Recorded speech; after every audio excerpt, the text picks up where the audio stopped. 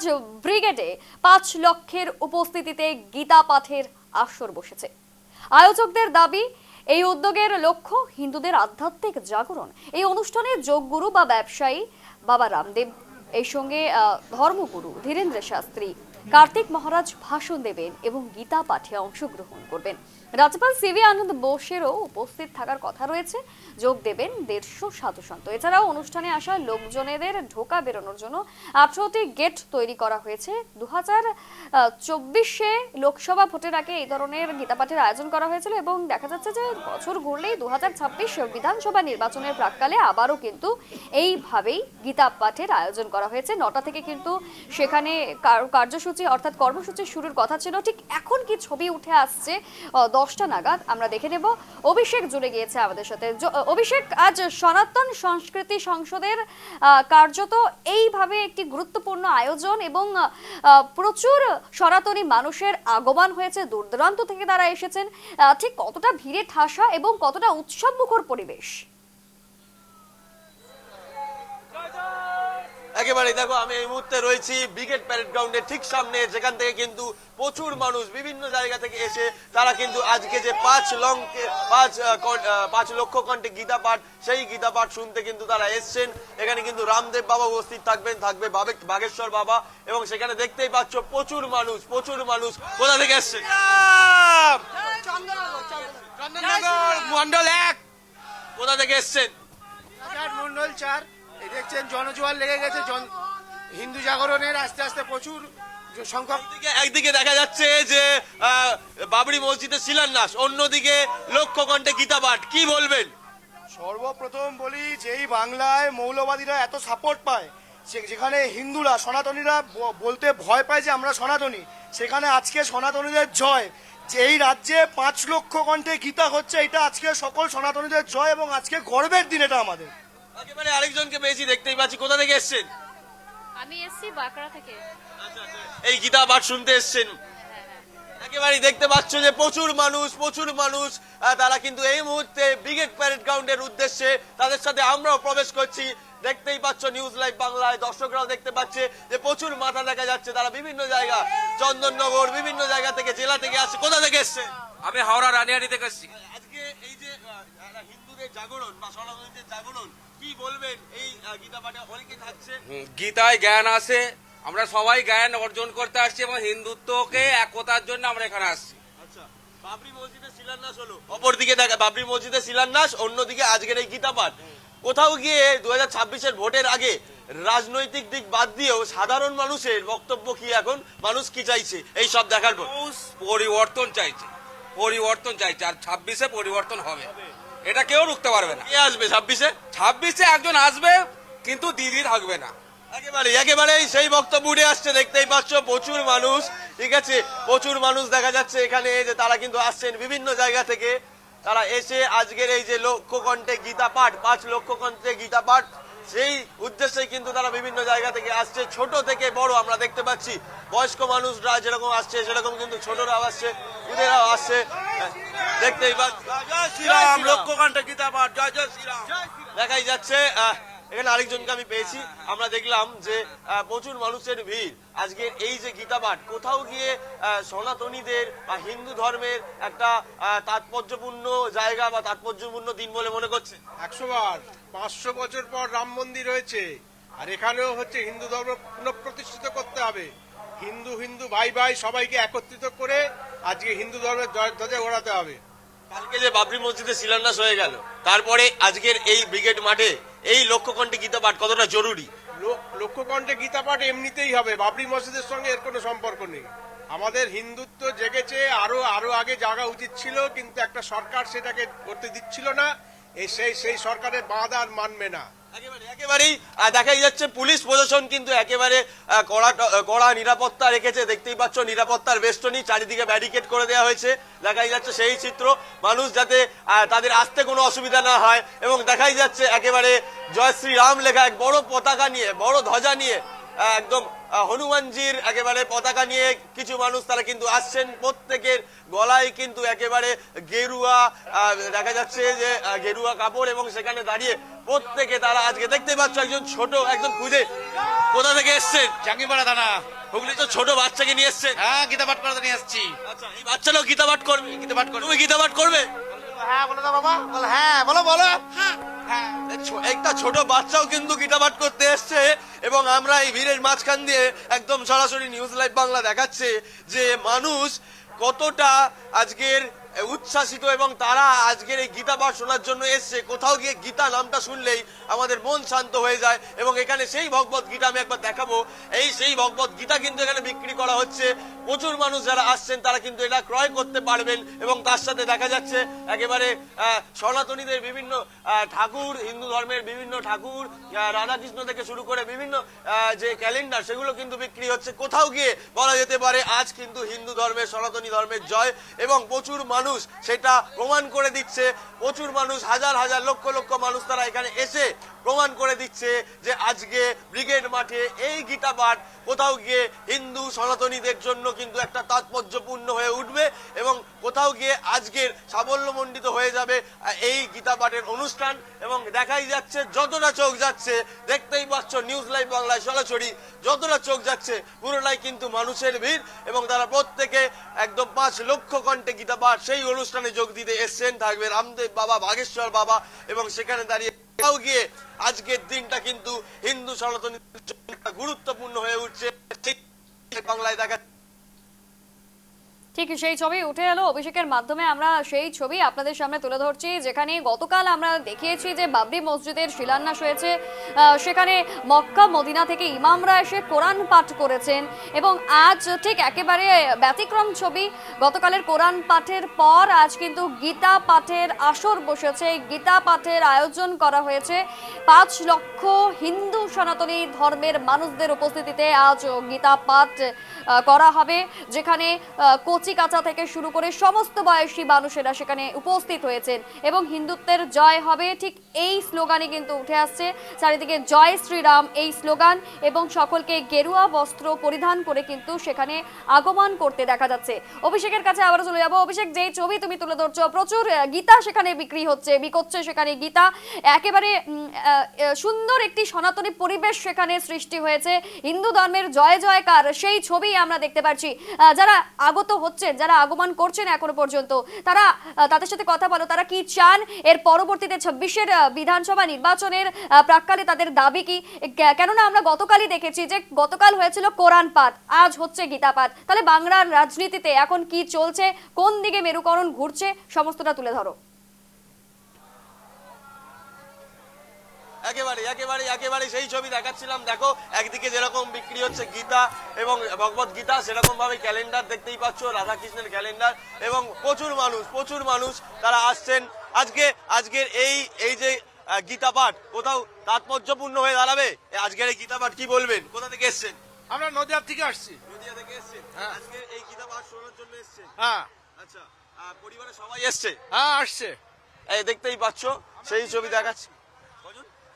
3 গাড়ি 3 বাস, একেবারে বিভিন্ন জায়গা থেকে প্রচুর মানুষ তারা কিন্তু আসছেন, এবং পেছনের ছবিটা যদি আমি একটু দেখাই, সেখানে দেখাই যাচ্ছে যে প্রচুর মানুষের কিন্তু ভিড়, শুধু মাথা দেখা যাচ্ছে। আজ কিন্তু প্রচুর মানুষ, হাজার হাজার লক্ষ লক্ষ মানুষ তারা কিন্তু এখানে এসে উপস্থিত হয়েছেন। এবং কোথাও গিয়ে দেখো, তোমাকে জানিয়ে রাখবো যে একদিকে বাবরি মসজিদের শিলান্যাস, এবং অন্যদিকে দেখা যাচ্ছে যে আজকের এই গীতা পাঠ, ব্রিগেড মাঠে গীতা পাঠ কোথাও গিয়ে রাজনৈতিক দিক থেকে যেরকম তাৎপর্যপূর্ণ, এবং সনাতনী হিন্দুদের জন্য কিন্তু কোথাও গিয়ে তাৎপর্যপূর্ণ। কারণ এই যে গীতা পাঠ, এই গীতা পাঠ কিন্তু বহু বছর পর এরকম একটা বড় ইভেন্ট হচ্ছে, যেখানে কিন্তু প্রচুর মানুষ তারা গ্রামগঞ্জ থেকে শুরু করে কলকাতার বিভিন্ন জায়গা থেকে এসে এখানে গীতা পাঠ করতে আসছেন লক্ষ লক্ষ মানুষ। এবং কোথাও গিয়ে 2026-এর ভোটের আগে একদম যেখানে বিতর্ক সৃষ্টি হয়েছিল বাবরি মসজিদ নিয়ে, যেখানে শিলান্যাস হয়ে গেল বাবরি মসজিদের কঠোর নিরাপত্তার মধ্যে দিয়ে, তারপরে আজকের এই ব্রিগেড মাঠের এই অনুষ্ঠান গীতা পাঠ, এটা কিন্তু খুবই জরুরি বলে মনে করছে সাধারণ মানুষ, এবং যারা সনাতন হিন্দু ধর্মের মানুষ রয়েছে তারা প্রত্যেকেই। একদমই অভিষেক, খুব সুন্দর ছবি উঠে আসছে যেখানে ইতিমধ্যেই বহু ভক্তের, বহু সনাতনী মানুষের আগমন হচ্ছে, যেখানে গীতা পাঠের আয়োজন এবং ইতিমধ্যে ভিড়ে ঠাসা পরিবেশ, ভিড়ে ঠাসা ছবি আমরা তুলে ধরছি নিউজ লাইভ বাংলার দর্শকদের। তুমি সঙ্গে থাকো আমাদের, আমরা কিছু ছবি দেখাবো, তারপর তোমার কাছে আবারও জুড়ে যাব। আমরা ছবি দেখাবো ঠিক কতটা ভিড়ে ঠাসা এলাকা এবং একে একে পায়ে হেঁটে সকল সনাতনী হিন্দু ধর্মের মানুষেরা আগমন করছে। কেউ মাথায় তিলক কেটে, কেউ গেরুয়া বস্ত্র পরিধান করে, এইভাবেই কিন্তু তারা আগমন করছেন এবং হাতে কিন্তু তাদের রয়েছে গেরুয়া ধ্বজা অর্থাৎ গেরুয়া পতাকা এবং জয় শ্রীরাম স্লোগান। একটাই স্লোগান আজ মুখরিত চারিদিকে, শুধুমাত্র এই জয় শ্রীরাম এই স্লোগান কার্যত উঠে আসছে। অভিষেকের কাছে আবারও চলে যাবো। সনাতন সংস্কৃতি পর্ষদ কি এক্সেলেন্ট অ্যান্ড ওয়ান্ডারফুল অ্যারেঞ্জমেন্ট। আমরা এখানে এসেছি ভগবানের সত্য প্রতিষ্ঠা করার জন্য। গীতা হিন্দু ভাই ভাই আমরা সবাই ভারত মাতাকে জয়। কি এটা কি আপনাদের হাতে? আমরা এসেছি মধ্যমগ্রাম, আমাদের শ্রী শ্রী গৌর গোপাল গৌরী সেবাশ্রম মধ্যমগ্রাম। একদম তাই, আমরা এই মুহূর্তে এসেছি মধ্যমগ্রাম থেকে এবং আমাদের শ্রী শ্রী গৌরী গোপাল সেবাশ্রম মধ্যমগ্রাম থেকে। দেখতেই পাচ্ছ মধ্যমগ্রাম থেকে এসছেন তারা এবং বিভিন্ন যে ধর্মীয় বিভিন্ন বক্তব্য কিন্তু নিয়ে তারা এসছেন। আমি সেইটা নিউজ লাইভ বাংলার পর্দায় দেখাচ্ছি সরাসরি। এইটার বিষয়টা কি যদি একটু বলেন। হ্যাঁ, এইটা অ্যাকচুয়ালি আমাদের মহারাজের একটা প্রচার ছিল।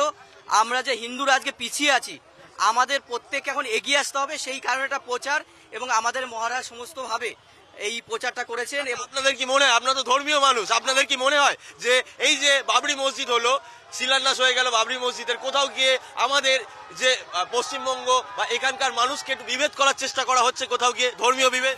একদম যথারীতি আমরা হয়তো আমরা এই ভাবনা থেকে অনেকটা পিছিয়ে ছিলাম যে আমরা সবাইকে ভাই ভাই ভেবে কাছে টেনে নিয়েছিলাম, কিন্তু দেখলাম না কোথাও থেকে কোথাও যেন আমাদের পিছিয়ে রাখা হচ্ছে। তো আমরা সেই থেকে আর পিছিয়ে থাকতে চাই না, আমরা এগিয়ে যেতে চাই। আগে বেরিয়ে যেতে চাই। তো আমরা সবাই ভাই ভাই, আমরা সবাই এগিয়ে যাব, আমরা থেমে থাকবো না। সবাই ভাই ভাই। একেবারে দেখতেই পাচ্ছ যে প্রচুর মানুষ বিভিন্ন তাদের দেখাই যাচ্ছে হিন্দু ধর্মের যে প্রচার, সেই প্রচার করতে তারা জয় শ্রীরাম দেখতেই পাচ্ছ সেই ছবি তুলে ধরছি। একদম এখানে এসে যেন নিজের মনটাও শান্তি হয়ে যাচ্ছে এবং কোথাও গিয়ে মনে হচ্ছে যে ধর্মীয় বিভেদ এত কিছু সেগুলো কিন্তু কোথাও গিয়ে মাটিতে একদম মিশে যাচ্ছে। ধর্মীয় বিভেদ কিন্তু কোথাও গিয়ে থাকছে না এবং জানিয়ে রাখবো যে হিন্দু সনাতনীরা তারা কিন্তু একাট্টা হচ্ছে এবং তাদের এটাই বক্তব্য যে কোথাও গিয়ে যাদের আমরা ভাই ভাই ভেবেছিলাম তারা কি আমাদের ভাই ভাই ভাবছে এবং সেখানে দাঁড়িয়ে থেকে যে বিভেদ সৃষ্টি হচ্ছে, এত কিছু, এত শিলান্যাস, এই যে বিতর্ক, কোর্টের রায়, কত কিছু হয়ে গেল এই বাবরি মসজিদ নিয়ে এবং সেখানে দাঁড়িয়ে থেকে আজকের এই গীতা পাঠ কোথাও গিয়ে গুরুত্বপূর্ণ, তাৎপর্যপূর্ণ সাধারণ মানুষের কাছে। এই তাৎপর্য কোথায় গিয়ে আমরা বুঝতে পারছি, দেখতে পাচ্ছ এই মানুষগুলোকে দেখে, দেখতেই পাচ্ছ আমি দেখতে পাচ্ছি এখানে কৃষ্ণ সেজেছেন, একদম কৃষ্ণ সেজে এসছেন সরাসরি লাইভে। কোথা থেকে আসছেন আপনি? কোথা থেকে আসছেন? ঠাকুরনগর থেকে আসছি। কি সেজেছেন আপনি? আমি কৃষ্ণ সেজেছি। হ্যাঁ, ঘরে ঘরে গীতা পড়ুন এবং কৃষ্ণের সাথ সাজুন, সনাতন ধর্ম করুন, হিন্দু রাষ্ট্র করুন। এটা কি আমাদের সনাতনী ধর্ম হিন্দুকে বাঁচানোর জন্য, প্রচারের জন্য? বাঁচাবার জন্য, হিন্দুদের বাঁচাবার জন্য সনাতনী রাষ্ট্র চাই, হিন্দু রাষ্ট্র চাই, আর আমরা দুঃখ পাইতে চাই না। জয় জয় শ্রী। আমি রাধা জয় শ্রীরাম। ভারত মাতা কি, ভারত মাতা কি। হিন্দুদের বাঁচানোর জন্য হিন্দু ভাই ভাই সবাই একসঙ্গে থাকবো আমরা। হ্যাঁ, হিন্দু পরিবার আমাদের। হিন্দু ভাই ভাই। আগে তো ব্যাপারটা অন্য ছিল, লোকে বলতো হিন্দু মুসলিম ভাই ভাই, এখন কি হয়ে গেছে? এখন পাল্টে গেছে ভাই ভাই, হিন্দু ভাই ভাই। কি বক্তব্যটা পাল্টে গেছে? এখন বক্তব্য পাল্টে গেছে এই কারণে একই নারা একই নাম, জয় শ্রীরাম জয় শ্রীরাম। দেখতেই পাচ্ছ পশ্চিমবঙ্গের যে অবস্থা, যেভাবে হিন্দু ধর্মকে, সনাতনী ধর্মকে পিছিয়ে দেওয়া হচ্ছে এবং তাদের উপর যেভাবে অত্যাচারের ঘটনা, বিভিন্ন ঘটনা, সেখানে দাঁড়িয়ে থেকে একদম দেখতে পাচ্ছ রাধাকৃষ্ণ সেজে এসছেন তারা বলছেন হিন্দু ভাই ভাই।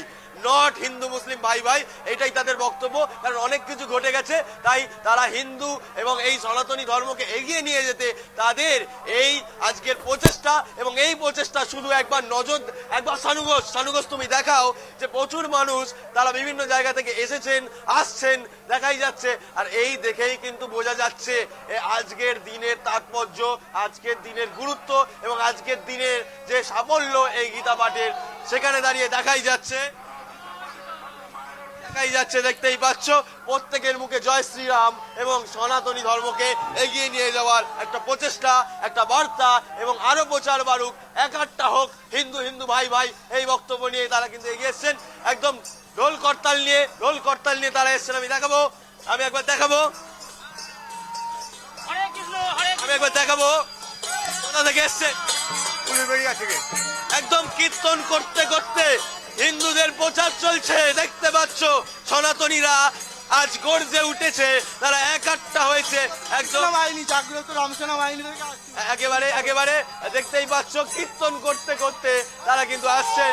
সেই ছবি দেখাচ্ছি, একেবারে খোল করতাল নিয়ে তারা কিন্তু একেবারে একাট্টা হয়েছেন, এবং তারা দেখতেই পাচ্ছ একদম নাচে গানে তারা মেতে উঠেছেন, এবং কীর্তন ঢোল করতালের আওয়াজে তারা কিন্তু কোমর দোলাচ্ছেন। একদম বলাই যেতে পারে তুলসী গাছ নিয়ে এসছেন। আপনার নাম কি? আমার নাম নির্মল গোলদার। তুলসী গাছ নিয়ে আসার কারণ কি? তুলসী গাছ নিয়ে আসছি গীতা পাঠের প্রারম্ভে, তুলসী গাছের প্রয়োজন, তাই তুলসী গাছ নিয়ে আসছি। আজকে কি সনাতনীরা একাট্টা হচ্ছে? অবশ্যই একাট্টা হচ্ছে। জয় শ্রীরাম, জয়।